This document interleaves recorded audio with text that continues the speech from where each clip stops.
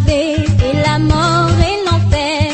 La force est en Christ, la force est en Christ. Retour aux fondamentaux de la foi en Jésus-Christ de Nazareth. Jésus d'amour fait tomber tous les fers. La force est dans le sang de Christ. Je suis fort. Retour aux fondamentaux de la foi en Jésus-Christ de Nazareth, une émission d'enseignement présentée par le pasteur Ketchon Joseph. Je suis plus que vainqueur par le sang. Retour aux fondamentaux de la foi en Jésus-Christ de Nazareth, c'est tous les mercredis de 10h45 à 11h15 sur Radio Évangélique Maranatha. Veux-tu du ciel t'approcher chaque Bonne écoute à vous. jour? La force est en Christ, la force est en Christ. Ce jour, le Seigneur nous donne la grâce de grandir dans sa connaissance. L'exercice que nous sommes donc en train de faire, c'est de concentrer sur notre Seigneur Jésus-Christ. Nous concentrer sur lui.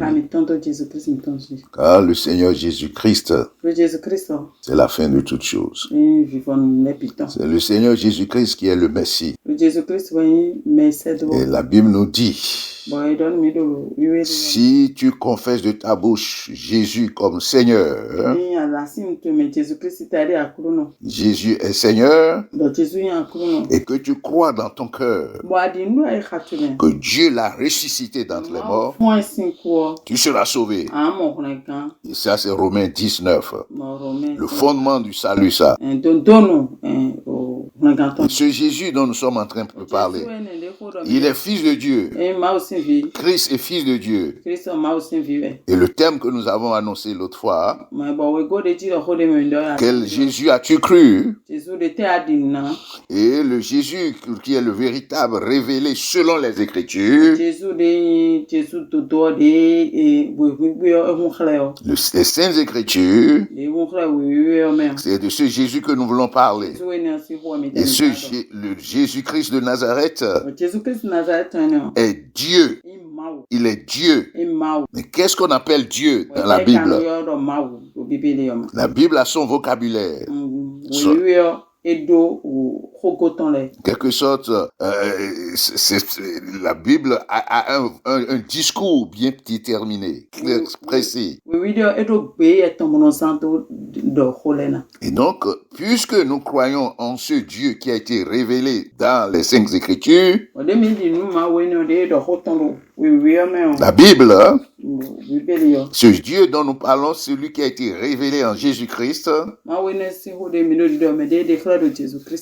il faut que nous voyons comment la Bible, les Saintes Écritures, présentent ce Dieu. Car si on va de culture en culture, de nation en nation, ce que les gens appellent Dieu ne désigne pas forcément le Dieu qui s'est révélé dans la Bible.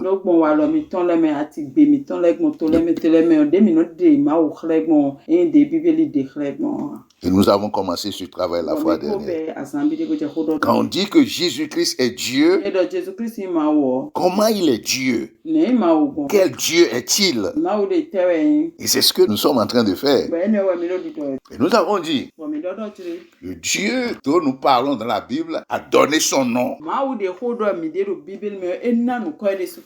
Et dans la Bible, le nom n'est pas séparé de la personne. C'est-à-dire, le nom n'est pas séparé de ce que la personne est. Et le nom n'est pas donné au hasard. Ça exprime la personne, ses caractères et sa nature.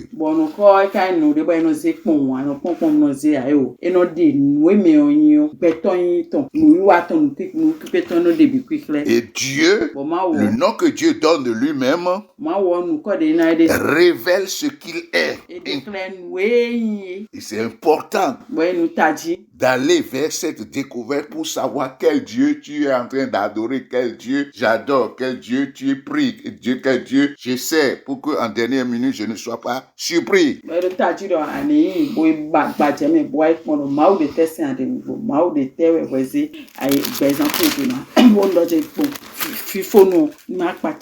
Alléluia. Dans la Bible, Dieu s'est révélé par plusieurs noms. Et c'est très important pour les chrétiens de savoir ceci, que la plupart des noms dans la Bible sont des noms d'alliance sacrés. Et Dieu s'est révélé à des hommes, à des nations par rapport à la relation qu'il avait, c'est-à-dire l'alliance qu'il avait scellée avec ces personnes et ces institutions.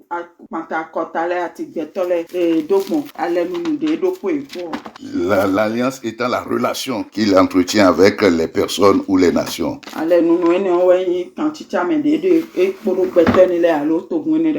Par exemple, nous avons commencé à parler de Exode 3:14, le nom qu'il a révélé à Moïse.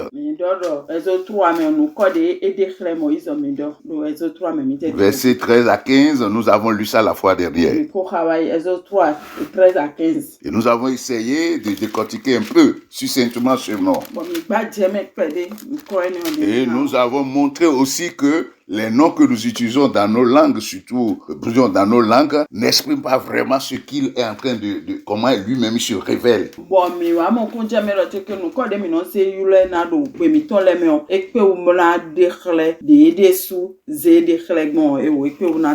Donc, dans Exode 3, il s'est révélé comme, je vais lire ce passage encore, Dieu dit à Moïse, quand Moïse lui a posé la question, il dit, je suis celui qui suis. Verset 14, et il ajouta, c'est ainsi que tu répondras aux enfants d'Israël. Celui qui s'appelle Je suis m'a envoyé vers vous. Et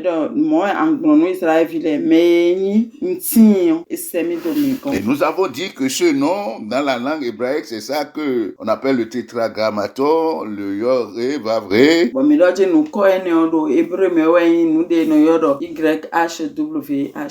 Et que les gens ont essayé de traduire par Yahvé. C'est un effort pour appeler ce Dieu Yahvé. Et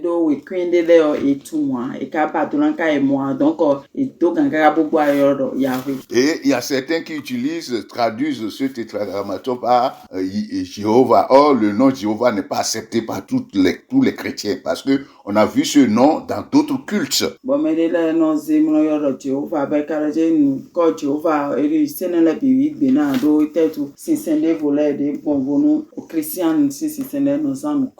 Gloire à Dieu.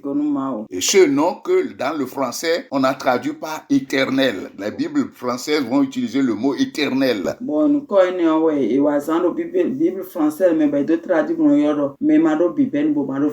Donc, quand par exemple dans la langue fond, on traduit par Mavo ne traduit pas le mot de Yoré va vrai correctement. Non.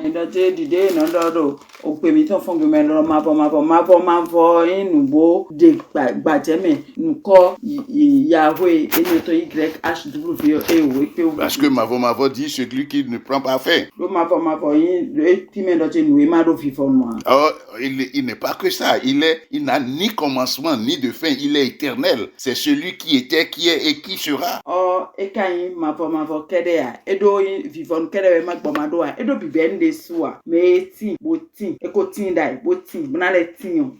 dehors du temps et de l'espace. Avant les temps et avant la création des choses, de toutes choses, il était avant toutes choses. Alléluia. C'est ce que la Bible nous dit. Comme ça, il s'est révélé à Moïse.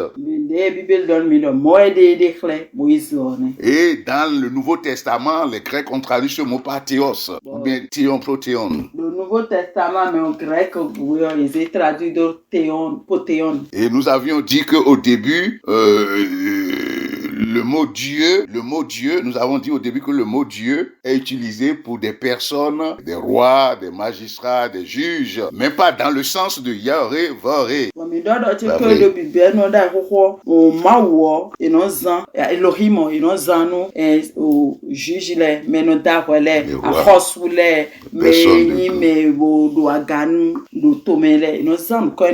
aussi pour les idoles. Les idoles. Donc, il faut que nous soyons très clairs dans ce que nous sommes en train d'invoquer. Notre Seigneur, il y a un nom qui nous a donné qui est au-dessus de tous les noms. Donc, le mot Dieu, il ne faut pas se faire, vous voyez pas le mot Dieu. Non.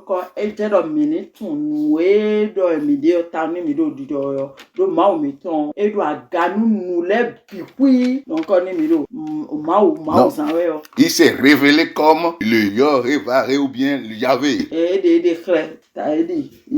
Alléluia. Alléluia. Mais la Bible met l'accent, un point d'honneur à révéler quelque chose, aussi bien dans l'Ancien Testament que dans le Nouveau Testament, pour distinguer le vrai Dieu des idoles.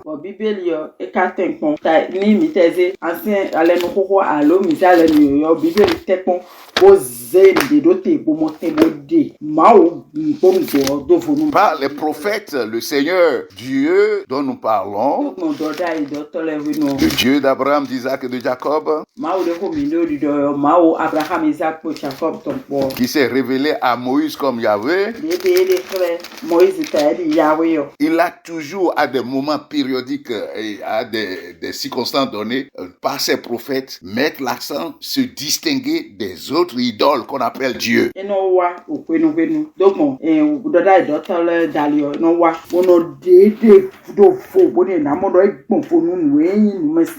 Par exemple, dans Jérémie 10, je vais lire quelques passages dans Jérémie 10.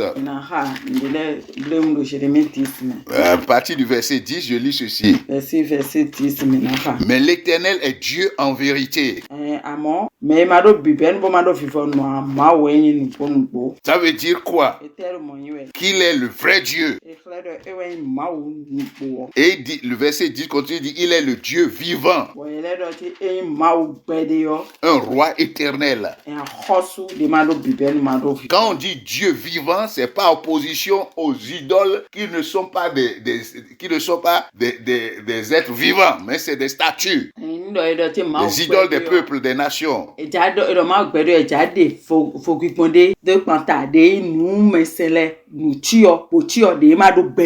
Donc quand nous disons que Jésus-Christ est Dieu, il s'est identifié à Yahvé. La Bible a montré qu'il est le Yahvé. Nous allons montrer ça tout à l'heure, après la suite.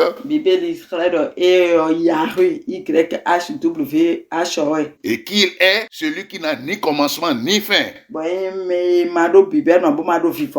Et avant toute chose, avant les temps, la création, la matière. Et nous allons montrer des passages qui ont montré ça directement et clairement.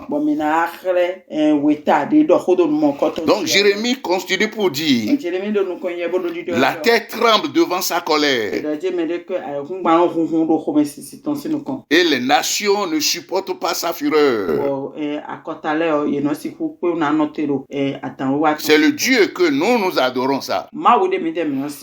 Et il dit, vous leur parlerez ainsi. Les dieux qui n'ont pas fait les cieux et la terre disparaîtront de la terre et de terre sont les cieux.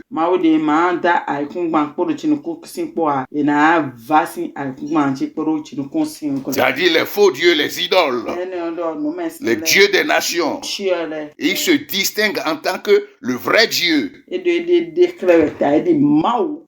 Il a créé la terre à part sa puissance. Il a fondé le monde par sa sagesse. Toi qui m'écoutes là, le Dieu que tu sers là, est-ce que c'est lui qui a créé les cieux et la terre? Est-ce qu'il est le Dieu vivant? Devant qui la terre tremble.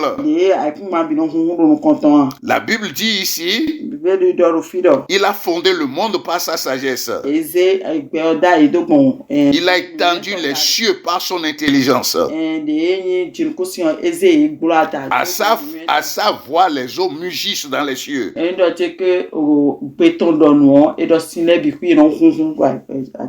Il fait monter les nuages des extrémités de la terre. Il produit les éclairs et la pluie. Il tire le vent de ses trésors.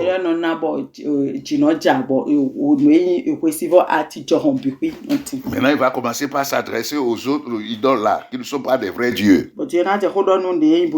Il dit, tout homme devient stupide par sa science. Tout orfèvre est honteux de son image taillée.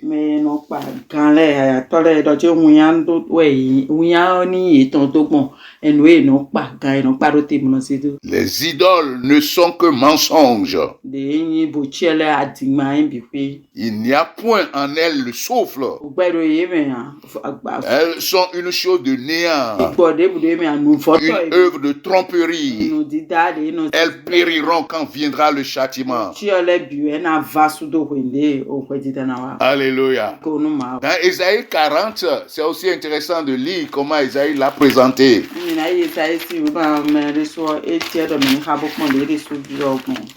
Alléluia. Alléluia. Ésaïe 40.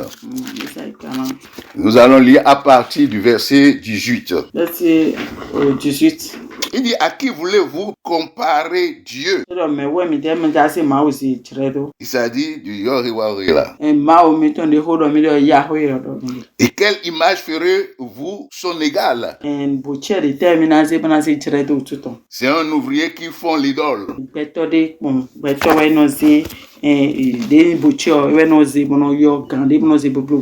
C'est un orfèvre qui la couvre d'or.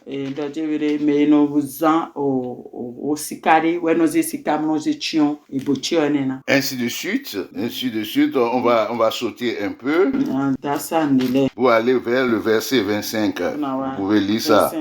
La Bible dit, à qui me comparerez-vous pour que je lui ressemble?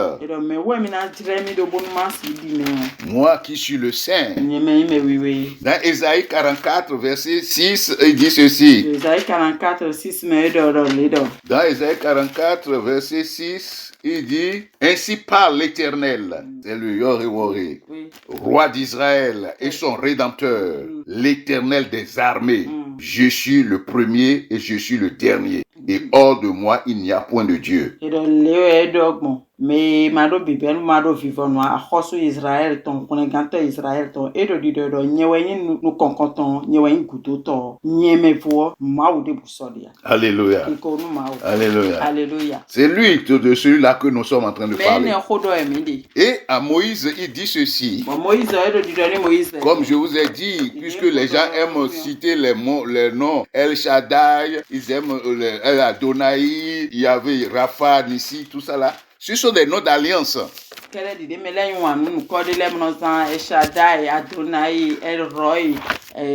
Yahweh, Raphat, voici ce qu'il va dire dans Exode à Moïse. Quand il s'est révélé comme l'Éternel. Voici ce qu'il lui dit. Il dit ceci dans Exode 6. L'Éternel dit à Moïse. L'Éternel. Tu verras maintenant ce que je ferai à Pharaon.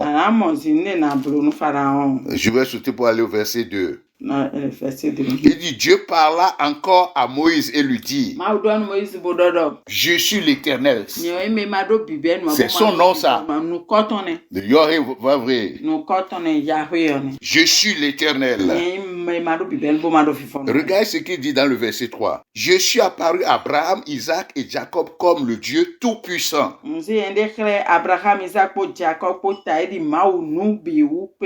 Mais je n'ai pas été connu d'eux sous mon nom éternel.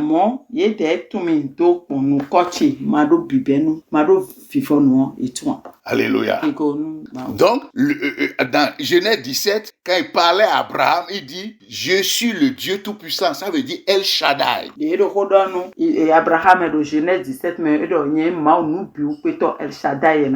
Par rapport à l'alliance et sa relation avec Abraham. Mais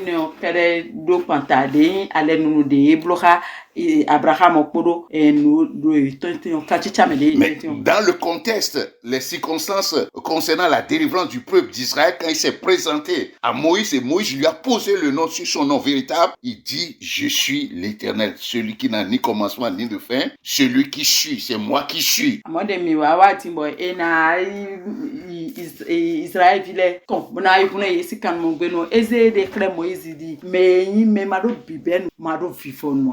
Celui, je suis. Je suis. Je suis celui que je suis. S'il y a une entité qui est, c'est moi. Je suis. En dehors de moi, rien n'est. Et je suis celui que je suis. Alléluia. Je serai tout ce que je serai. Celui qui était. Celui qui vient. Celui qui est. Et celui qui viendra. Ça, c'est comme ça l'Apocalypse l'a présenté. Gloire à Dieu. Alors, toi qui es chrétien aujourd'hui, et Dieu s'est révélé à nous aussi avec des noms. Avec un nom.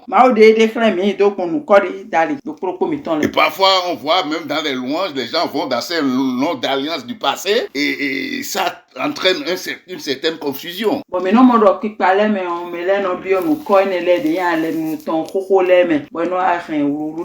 Comme si Dieu, on peut corrompre Dieu en citant tous ces noms-là. On va lui arracher des choses en citant tous ces noms-là.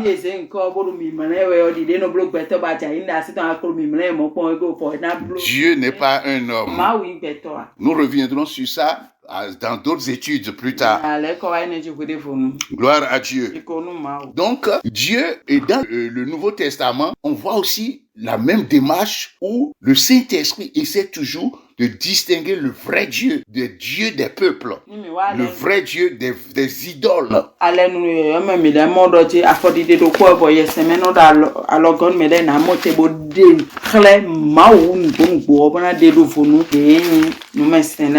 Ce que nous sommes en train de dire est très important avant que nous apportions vraiment Jésus est Dieu.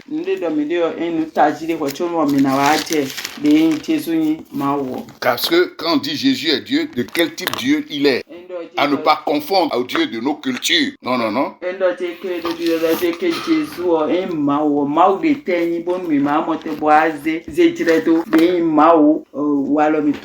Dans nos cultures. Dans les cultures africaines ou bien les cultures des peuples, des nations. Ou des mondes, les autres. C'est très important ce que nous sommes en train de dire. Parce que aujourd'hui, qu'est-ce qu'on voit? Dans des discussions, quand nous allons à l'évangélisation, on va te dire, même le charlatan, avant de commencer à considérer, il va invoquer Dieu. Non, c'est pas même Dieu. Quel Dieu lui l'invoque?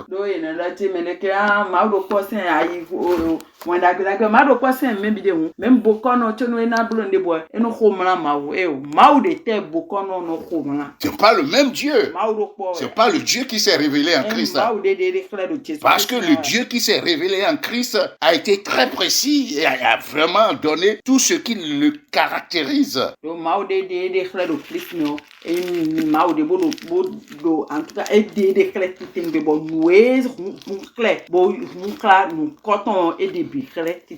Alléluia. Amen. Le Dieu dont je vous parle ici, c'est le Dieu qui s'est révélé en Jésus-Christ de Nazareth. Il y a de grandes religions religion aujourd'hui qui dit que Dieu n'a pas de fils et ne saurait avoir de fils. Ne parlons pas du même Dieu. Parce que le Dieu qui s'est révélé en Jésus-Christ a un fils. Alléluia. On peut aller dans beaucoup de profondeur, mais comme ce n'est pas encore notre sujet, on continue dans notre thème d'aujourd'hui.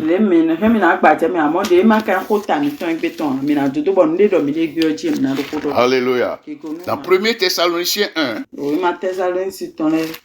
chapitre 1, verset 9 à 10, le Saint-Esprit par l'apôtre dit ceci. Car on raconte à votre sujet, s'adressant aux Thessaloniciens, voici ce qu'il dit. On raconte à votre sujet quel accès nous avons eu auprès de vous et comment vous vous êtes convertis à Dieu en abandonnant les idoles pour servir le Dieu vivant et vrai. Apôtre Paul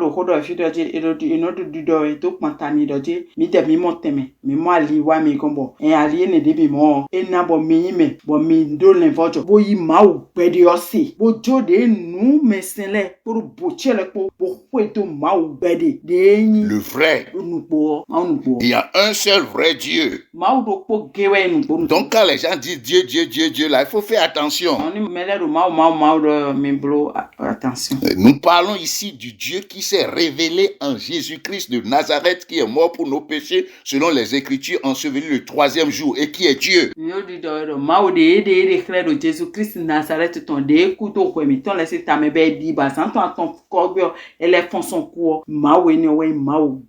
Et ce Jésus-Christ est fils de Dieu, Dieu.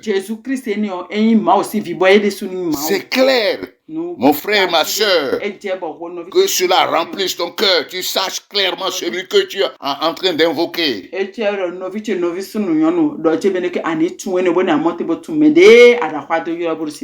Parce que ta foi dépend de l'enseignement que tu as reçu. C'est ta doctrine qui détermine ta foi.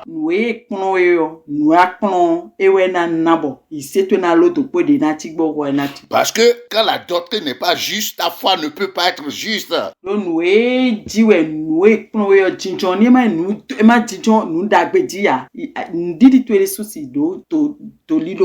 Et la Bible dit, n'oublie pas, il te sera fait selon ta foi.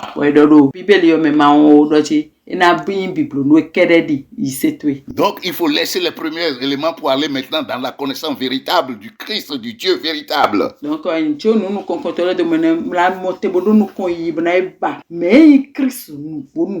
La Bible dit ici qu'ils se sont détournés des idoles, c'est-à-dire des dieux, des peuples, des faux dieux.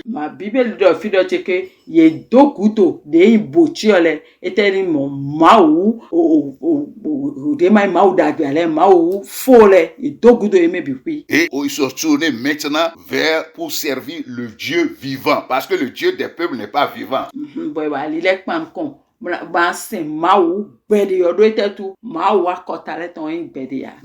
Dieu des peuples, c'est des images taillées, c'est des arbres, c'est des serpents, c'est des ci et ça.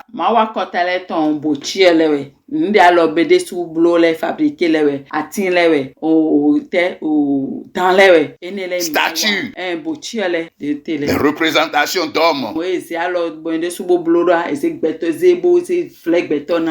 Ce ne sont pas les dieux vivants, ça. Et quand la Bible dit Dieu vivant, ça veut dire que c'est le Dieu qui existe par lui-même. Il a la vie en lui-même. Personne ne lui donne la vie.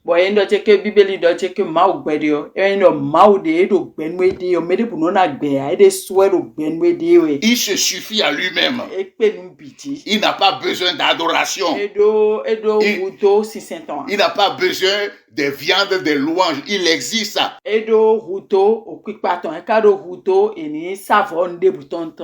Parce que quand tu loues Dieu, ça ne fait que servir ton intérêt. Tu fais du bien pour toi-même.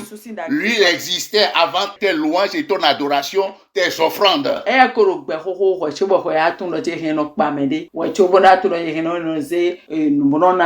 Et ton adoration, ton service ne la croit pas. C'est un Dieu immuable, qui ne change pas. Il